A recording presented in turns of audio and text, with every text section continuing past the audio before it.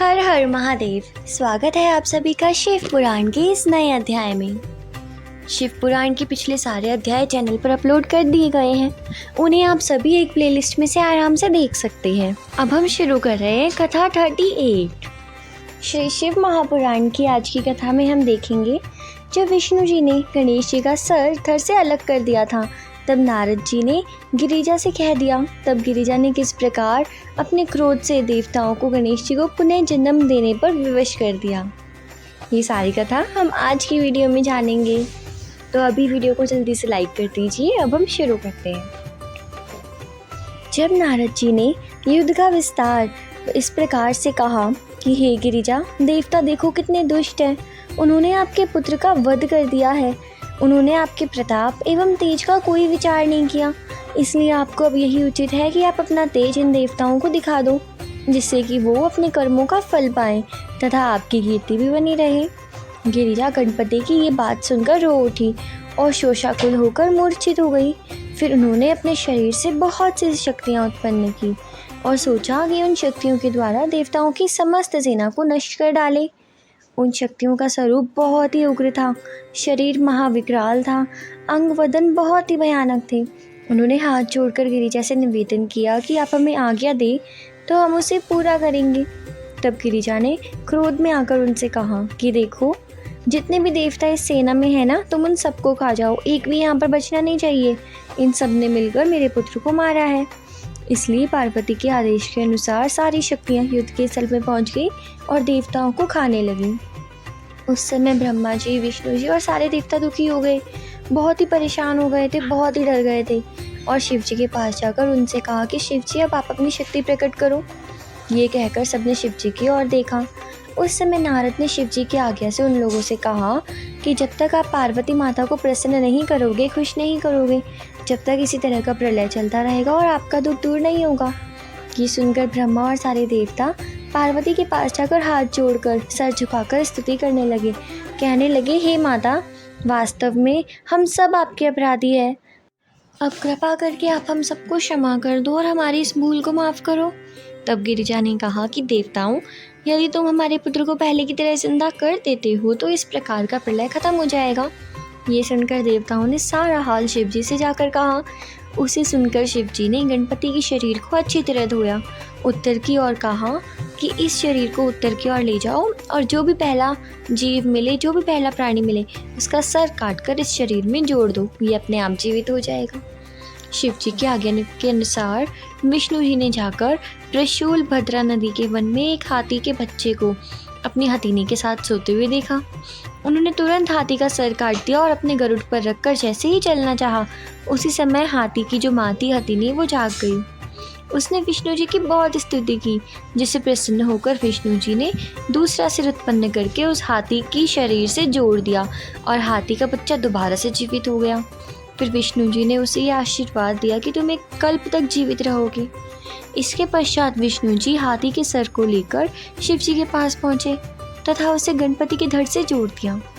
उस समय शिव जी ने प्रसन्न होकर उन्हें जीवन दान दे दिया। इस प्रकार सबके दुख दूर हो गए और आनंद प्राप्त हुआ। गिरिजा ने अपने पुत्र को पुनः जीवित देखकर आनंद उत्सव मनाया। उन्हें अनेक प्रकार के वस्त्र देकर कहा, हे पुत्र, इस समय हम तुम्हारे भाल पर सिंदूर देखती हैं, इसलिए आज से तुम्हारी पूजा हमेशा सिंदूर से हुआ करेगी। जो कोई भी तुम्हारी पूजा करेगा उसके पास सारी सिद्धियां बनी रहेंगी। शिव जी ने भी बहुत खुश होकर कहा कि हे देवताओं, ये हमारा ही तो पुत्र है और इनका नाम आज से गणपति होगा। गणपति ने भी उसी समय उठकर सबको प्रणाम किया और कहा कि हे देवताओं, आप मेरे अपराध को क्षमा करो, मेरी ही गलती थी, इस वजह से हमारे बीच युद्ध हुआ। और तीनों देवताओं ने प्रसन्न होकर कहा कि गणपति, तुम्हारी पूजा हम तीनों देवताओं से भी पहले होगी और हम तीनों देवताओं के समान ही होगी, और जो सबसे पहले तुम्हारी पूजा नहीं करेगा उसे अपनी पूजा का कुछ भी फल नहीं प्राप्त होगा। ये कहकर सबने प्रथम गणेश जी की पूजा की और सबको प्रणाम कर ये वरदान दिया कि तुम भाद्र कृष्ण की, यानी कि भाद के महीने की कृष्ण चतुर्दशी को उत्पन्न हुए हो, इसलिए तुम्हारा व्रत चौथ को हुआ करेगा। तुम्हारा व्रत करने वाला भक्त हमेशा सुखी और प्रसन्न रहेगा और सबको तुम्हारी सेवा से आनंद मिलेगा और सबको तुम्हारी पूजा करनी होगी, तभी उनकी बात खत्म होगी। तो इस प्रकार यहाँ पर हमारी कथा 38 समाप्त होती है। अब हम शुरू कर रहे हैं कथा 39। इस श्री शिव महापुराण की कथा में स्कंद और गणपति की ये चरित्र सुनने से हमारे सारे पाप नष्ट हो जाएंगे। आज की कथा में देखेंगे कि शिव जी के दोनों पुत्र यानी कि कार्तिकेय और गणेश जी की संसार की परिक्रमा की प्रतियोगिता के बाद गणेश जी का विवाह कार्तिका के साथ कैसे हुआ और रूठकर कैसे कार्तिकेय हमेशा के लिए कैलाश छोड़कर चले गए। गिरिजा के दोनों पुत्र स्कंद और गणपति नित्य प्रातःकाल उठकर शिवजी और गिरिजा को प्रणाम करते थे। दोनों भाइयों का दिन प्रतिदिन प्रेम बढ़ने लगा। एक दिन शिवजी गिरिजा से बोले, हे पार्वती, हमारी तो ये प्रबल इच्छा है कि हमारे दोनों पुत्रों की विवाह हो जाए। हमको स्कंद और गणपति दोनों समान रूप से प्रिय है, इसलिए तुम बताओ हमें पहले किसका विवाह करना चाहिए। उस समय माता पिता से विवाह की बात सुनकर स्कंद और गणपति आपस में लड़ने लगे। स्कंद कहने लगे कि मैं बड़ा हूँ इसलिए पहले हमारा विवाह होना चाहिए, लेकिन गणपति बोलते नहीं भाई, पहले मेरी शादी होनी चाहिए। इस प्रकार शिवजी और पार्वती ने दोनों को बुलाकर कहा कि हम तुमसे इस बात की प्रतीक्षा करते हैं कि तुम दोनों में से जो भी सबसे पहले पूरी पृथ्वी की परिक्रमा करके लौट आएगा उसी का विवाह हम पहले करवा देंगे।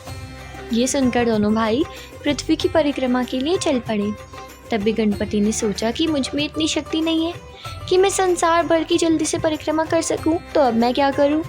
उसी समय उन्हें एक युक्ति सूझी। वो स्नान कर माता पिता के सामने खड़े हो गए, उनकी पूजा करने लगे और उनसे कहा कि आप पूजन के स्थान पर बैठिए। ये सुनकर शिवजी और पार्वती दोनों पूजा के आसन पर बैठ गए। तब गणपति ने उनकी परिक्रमा की और उन दोनों की यथाविधि पूजा की। उस समय माता पिता ने कहा, हे गणपति, स्कंद तो संसार की परिक्रमा के लिए जा चुके हैं, अब तुम भी संसार की परिक्रमा के लिए जाओ ना। ये सुनकर गणपति ने विनय करते हुए कहा, माता पिता, मैं तो पृथ्वी की परिक्रमा नहीं कर सकता हूँ, आप धर्ममूर्ति होकर ऐसा क्यों कह रहे हो।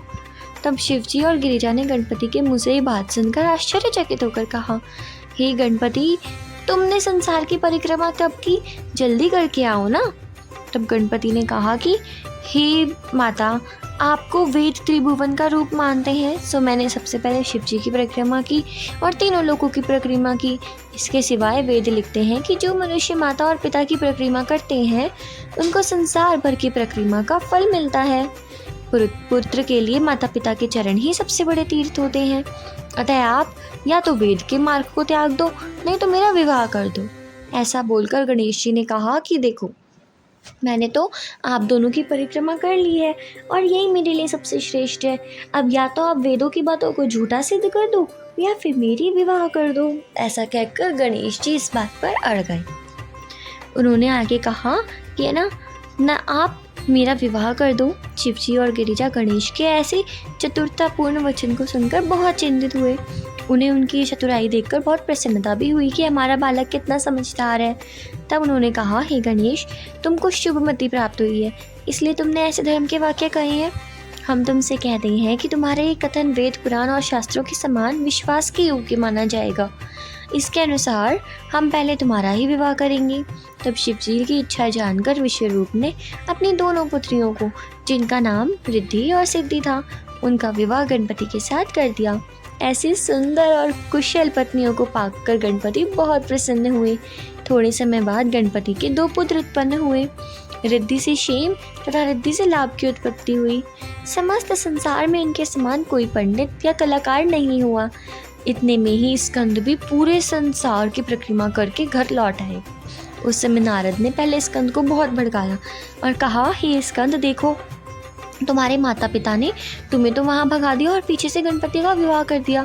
गणपति ने भी 2 स्त्रियों से 2 पुत्र भी उत्पन्न कर लिए हैं। मेरी समझ में तो उन्होंने ये काम उचित नहीं किया। जो माता पिता स्वयं ही अपने संतान को बेचे या विष दे या उसका राज्य धन द्रव्य लूट ले, तब मनुष्य किसके पास जाकर अपना दुख कहेगा। इसमें पुत्र को तो ये उत्तम है कि वो दोबारा अपने ऐसे माता पिता का मुंह ना देखे। इस प्रकार की बातें करने से नारद का तेज घट गया, क्योंकि वो हमेशा सबको भड़काते रहते थे। तब स्कंद अपने माता पिता के पास गए। वहाँ माता पिता की स्तुति करने के बाद वो बहुत दुखी होकर क्रौंच नामक के पर्वत पर चले गए। वहाँ पर उन्होंने जाने से माता पिता ने बहुत रोका था, लेकिन जो स्कंद थे वो वापस नहीं आए। शिवजी के चरित्र ऐसे आश्चर्यजनक है कि उनको कोई नहीं जान पाता। स्कंद जी क्रौंच पर्वत पर जाकर वहीं पर ही रहने लगे। तब से वहाँ की दशा बदल गई। वो पर्वत यश की वृद्धि करने वाला, पापों को घटाने वाला, बहुत ही आनंददायक हो गया। स्कंद तभी से उसी पर्वत पर रहने लगे। उनके दर्शन से सारे पाप नष्ट हो जाते हैं। हर महीने की पूर्णमास के दिन सारे देवता और मुनि एक साथ वहां जाकर स्कंद के दर्शन करते हैं। उस दिन मल्लिकार्जुन के दर्शन जो कोई भी करता है उसके पाप नष्ट हो जाते हैं। यद्यपि शिव और गिरिजा ने कई बार क्रौंच पर्वत पर जाकर स्कंद को मनाकर लौटने के लिए कहा, लेकिन स्कंद जी वहां से लौटकर नहीं आए। शिव जी के आने का समाचार जानकर उन्होंने यही इच्छा की कि अब वो वहाँ से कहीं और दूर जाकर वास करें, लेकिन फिर भी कई बार मनाने पर भी वो नहीं माने।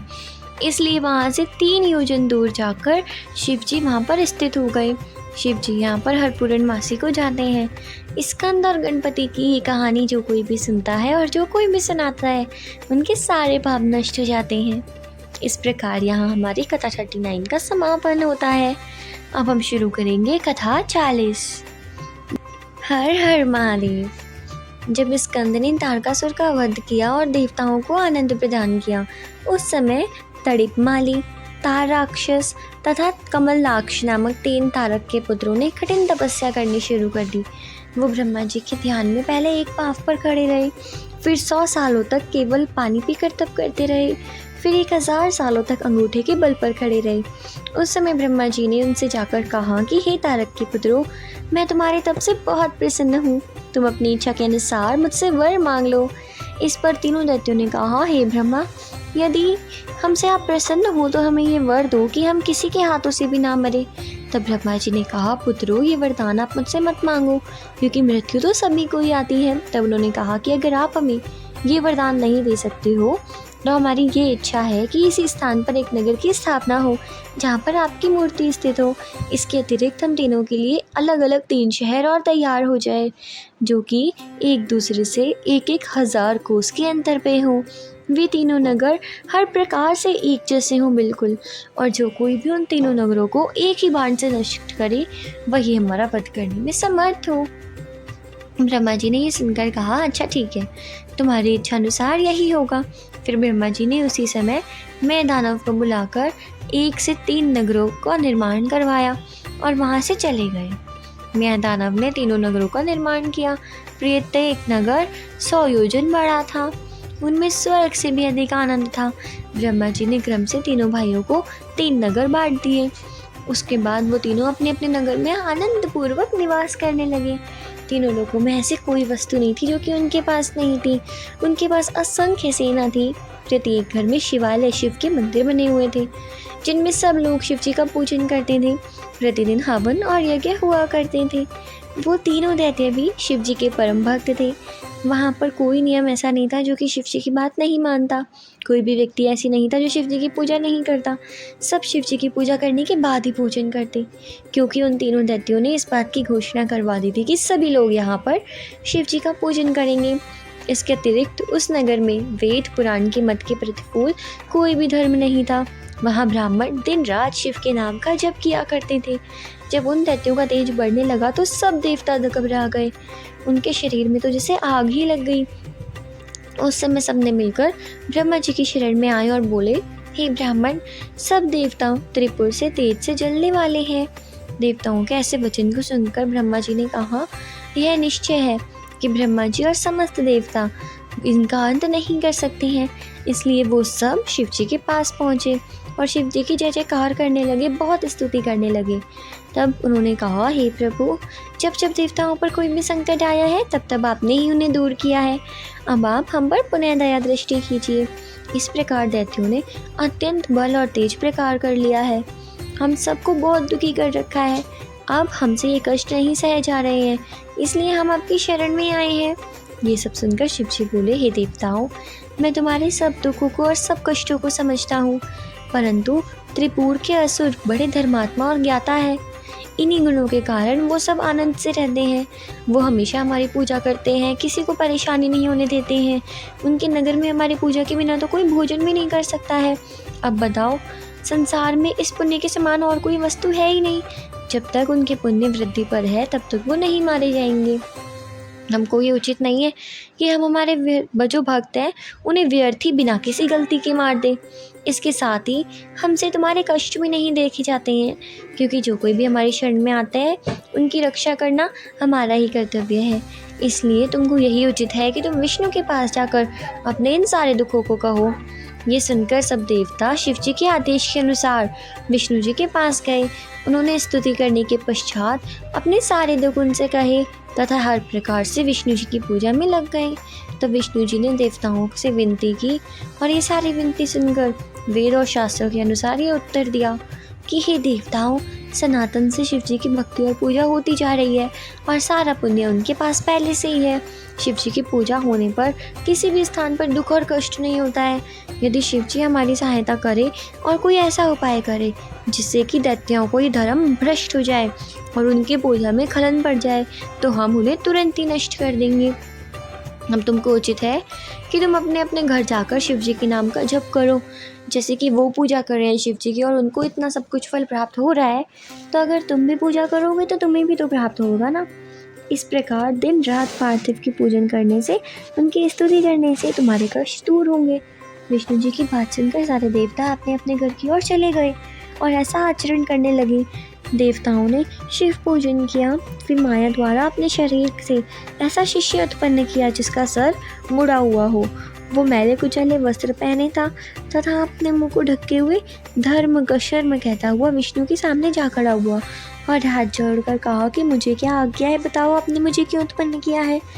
तब विष्णु जी बोले कि तुम हमारे शरीर से उत्पन्न हुए हो, इसलिए हमारा काम भलीभांति पूर्ण करो, तुम हमारे ही रूप हो।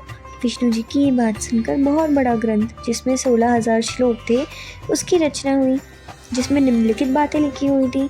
ये ग्रंथ छल और झूठ से भरा हुआ था। उसमें कोई भी धर्म नहीं लिखा हुआ था।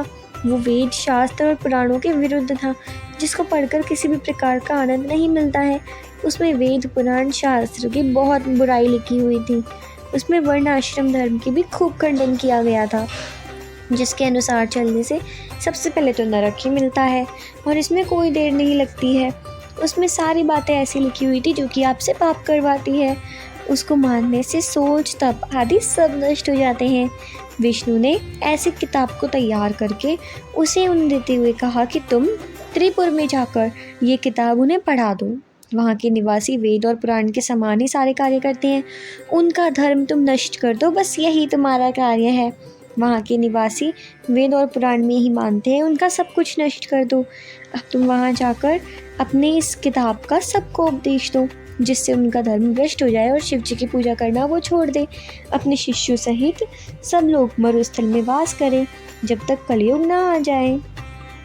तुम वहाँ पर गुप्त रूप से रहा करना। जब कलयुग का आरंभ हो जाएगा तब तुम मेरे इस उपदेश को भलीभांति प्रसिद्ध कर देना, तुम्हारा पद निश्चय ही ऊंचा बना रहेगा। मुंडी ने विष्णु जी की ये बात सुनकर इस बात को समझकर आगे को प्राप्त करके अपने बहुत से शिष्य बनाए और विष्णु जी से कहा कि अब हम यहाँ से विदा ले रहे हैं, आज से हमारा नाम अहर्ण है। और आगे कहा कि ना तुम उसका स्मरण करते रहना, फिर तुमको कोई भय नहीं रहेगा। इस प्रकार विष्णु जी के आदेश से मुंडी अपने शिष्यों के साथ वहाँ से चला गया और त्रिपुर के पास पहुंचकर वहाँ पर अनेक प्रकार के चमत्कार दिखाकर बहुत से लोगों को अपना शिष्य बना लिया। अब सब लोग उसी की बातें मानते थे। वहाँ पर ऐसा कोई भी आदमी नहीं था जो मुंडी के पास जाकर उनका शिष्य ना बने। सब लोग उसके चेले चपाटे बन चुके थे, अपना पुराना धर्म विश्वास लेकर घर लौट रहे थे। नारद भी शिव जी की लीला से मुंडी के शिष्य हो गए, क्योंकि उसमें देवताओं का कार्य बनता था। फिर नारद ने त्रिपुरासुर के पास जाकर मुंडी की इतनी ज़्यादा बड़ाई करी, इतनी ज़्यादा प्रशंसा की कि वो भी मुंडी से मिलने के लिए तैयार हो गए। फिर नारद ने त्रिपुरासुर के पास जाकर मुंडी के बारे में सब कुछ बता दिया। मुंडी ने त्रिपुरासुरों से ये प्रण करा दिया कि हमारी आज्ञा से किसी भी दशा में अमान्य नहीं की जाए। आप हमारी बात मानोगे तो हमेशा आपको सक्सेस मिलेगी। इस बात को मान लेने के बाद मुंडी ने अपने मुंह पर से वस्त्र हटाकर त्रिपुर को अपना शिष्य बनाया और मंत्र दे दिया। फिर अनेक प्रकार के कर्तव्य और अकर्तव्य के कार्य बता दिए। त्रिपुरासुर के शिष्य बन जाने के बाद फिर कोई भी व्यक्ति ऐसा नहीं था जो मुंडी का शिष्य ना बना हो। त्रिपुर का चेला बनने के बाद मुंडी ने उन्हें कई आदेश दिए और कहा, हे त्रिपुर, हमारी बात मानो तो यही सबसे उत्तम है। और नारद ने भी हमारी बात को माना है। इस मत का ये मार्ग है कि ये संसार तो असाध्य है, इस संसार का कोई भी साधन नहीं है, इसका आदि अंत कुछ भी नहीं है, ना तो इसका करते ही, ना ही इसे कोई बनाने वाला है, ना ही इसे कोई अंत करने वाला है। ये तो सनातन से इसी प्रकार चल रहा है। समय आने पर ये स्वयं ही प्रकट हो जाता है और समय के अनुसार ये खुद ही अदृश्य हो जाता है। समय पाकर अच्छा बुरा कार्य हो जाता है। ब्रह्मा से लेकर घास मिट्टी तक जितने भी प्राणी हैं सब मृत्यु के समान है। जीव ही ईश्वर है जो अपने शरीर में वर्तमान है। इसके अतिरिक्त संसार का और कोई स्वामी नहीं है। ब्रह्मा आदि जो देवता बहुत प्राचीन है, वो भी तो अमर नहीं है, वो सभी मृत्यु के वश में है। इनमें कोई भी विलंब ना करो, तथा सब लोग शीघ्र ही जन्म लेते हैं, शीघ्र ही मर जाते हैं, लेकिन फिर भी उनकी मृत्यु हमेशा होती है। ये निश्चित है कि समस्त शरीरधारी नष्ट तो हो ही जाएंगे, वो सुख दुख भोग कर पुनः जन्म लेंगे। समस्त जीव एक ही समान बराबरी का पद रखते हैं, उनमें न तो कोई बड़ा होता है, ना ही कोई छोटा होता है। भोग और भोजन समस्त कार्य सब समान है। सवारी चाहे जिस भी प्रकार की हो, सारी एक जैसी है। जिस प्रकार हम मृत्यु से डरते हैं, उसी प्रकार ब्रह्मा और विष्णु और महेश भी मृत्यु से हमेशा डरते हैं। उन्हें भी यही डर लगा रहता है कहीं हमारी मृत्यु ना हो जाए। समय के चक्र से कोई भी नहीं बचेगा। इसलिए हे त्रिपुर, तुम ये सत्य जानो तथा हमें और कोई भी बड़ाई छोटाई मत समझो। हम सब एक बराबर है। इस प्रकार हमारी जाति में कोई बड़ा छोटा नहीं है। इस प्रकार वो गलत गलत बातें उसे सिखाता रहा। दूसरों को दुख पहुंचाने से बड़ा पाप संसार में और कोई भी नहीं है। ये त्रिपुर 4 प्रकार के दानों में से सबसे बड़े हैं। एक रोगी को औषधि देना, दूसरा जो डर रहा है उसे अपने पास लेना, तीसरा भूखों को भोजन करवाना, चौथा विद्यार्थी को विद्या का दान देना। यही दान सबसे ज़्यादा बड़े हैं। शरीर को उत्तम औषधियों से आरोग्य बनाए रखना चाहिए। नर्क और स्वर्ग सब कुछ इस संसार में ही है। जहाँ आनंद प्राप्त होता है वहाँ स्वर्ग है, जहाँ दुख मिलता है वही नर्क है। दुख में वासना रहित मुक्त हो जाए तो परम मोक्ष है। वेदों ने प्रवृत्ति और निवृत्ति के 2 मार्ग कहे हैं, वो सब भी हम तुमको आगे बता रहे हैं। इनका अर्थ है कि जीवों को दुख पहुंचाना प्रवृत्ति का अर्थ है, तथा उन पर दया दिखाना, कृपा रखना निवृत्ति का धर्म है। जो जीवों को मारकर तथा तिल, योब या घृत यानी कि घी अग्नि में डालता है, उसे स्वर्ग की प्राप्ति होती है। ये तो सबकी सबसे बड़ी मूर्खता है। यानी कि जो कि जीवों को मारता है या फिर तिल, युव या घृत यानी कि घी वगैरह अग्नि में डालकर पूजन वूजन करता है या फिर हवन करता है और सोचता है कि इससे तो मुझे स्वर्ग मिलेगा, ये तो बहुत गलत है। ऐसा इसलिए किया उन्होंने क्योंकि वो सब उनका माइंड वॉश करना चाहते थे और बस ये चाहते थे कि किसी भी प्रकार से वो शिव जी की पूजा अर्चना करना छोड़ दे ताकि उन सबका अंत हो सके। क्योंकि जब जब राक्षसों को या दैत्यों को थोड़ा भी धर्म के मार्ग पर चलने से फल मिलने लगता है तो देवताओं की शक्तियाँ कम होने लगती है, और जो राक्षस होते हैं वो हमेशा थोड़े से धर्म के मार्ग पे चलकर दोबारा सबको परेशान करने लगते हैं। तो यहाँ पर भी वो सब लोग यही सोच रहे थे कि अगर अभी धर्म के मार्ग पर चले तो आगे चलकर सबको परेशान करेंगे। इस वजह से वो कुछ भी करके उनके धर्म को नष्ट करना चाहते थे। इसलिए वो उनको उल्टी सीधी विद्याएँ सिखा रहे थे, लेकिन वो उन्हें मान भी रहे थे। इस प्रकार मुंडी ने त्रिपुर को अपने धर्म के विषय में बताया, जिसे त्रिपुरासुरों ने ठीक समझा। इस प्रकार त्रिपुरों में वेद के विरुद्ध नास्तिक का मत स्थापित हो गया। यानी कि अब लोग धीरे धीरे नास्तिक बनते जा रहे थे, क्योंकि उन्हें ऐसा लगता था कि भगवान तो सब जगह ही है, तो हम इनकी पूजा क्यों करें। और इस तरह सोचकर उनके दिमाग में शिव जी की अलग ही लीला चल रही थी, जिसे सबने ठीक भी समझा। वहाँ के निवासियों से इस प्रकार लक्ष्मी जी रूठ गई और वहाँ से चली गई। चारों ओर दरिद्रता और गरीबी फैल गई। उन तीनों भाइयों ने शिव जी की पूजा करना छोड़ दिया, जिससे देश में उपद्रव होने लगे। तब देवताओं ने उनकी सब दशा को देखकर ब्रह्मा जी को साथ लेकर शिव जी की शरण में पहुंचे और उनकी स्तुति करते हुए बोले, हे प्रभु, अब तो त्रिपुर में सब लोग धर्म के विरुद्ध कार्य कर रहे हैं, उनका पाप भी बढ़ गया है, उन्होंने तो आपका पूजा करना भी छोड़ दिया है। अब आप हम पर कृपा करें और उनको मार डालो। इस पर शिव जी ने कहा, हे देवता, तुम चिंता मत करो, मुझे पता है कि तुम लोग बहुत परेशानी में हो, लेकिन वो भी तो हमारे सच्चे भक्त हैं। लेकिन कोई बात नहीं, हम तुम्हारे दुखों को दूर करेंगे। इस प्रकार शिव जी अंतर्ध्यान हो गए और वे लोग वहीं पर ही बने रहे। वहाँ से शिव जी जा चुके थे। इतने में ही गणों के राजा नंदी अपने अनेक गणों के साथ वहाँ आए। देवताओं ने उन्हें वहाँ देखकर अत्यंत शुभ माना और उनसे विनय की और शिलादी मुनि के पुत्र नंदी, तुम कोई ऐसा उपाय करो जिससे त्रिपुर में से एक मिट जाए। इस प्रकार सुनकर नंदी ने उत्तर दिया, हे देवताओं, शिव जी ने तुमको आज्ञा दी है कि तुरंत एक रथ बनाओ, उसका सारथी बनाओ, बाण रखो और धनुष रखो, सब कुछ अपने आप हो जाएगा। ये निश्चय है कि शिव जी अवसर पाकर शीघ्र ही त्रिपुर को मार डालेंगे। यह कहकर नंदी तो अपने घर चले गए। सब देवता बहुत खुश हुए।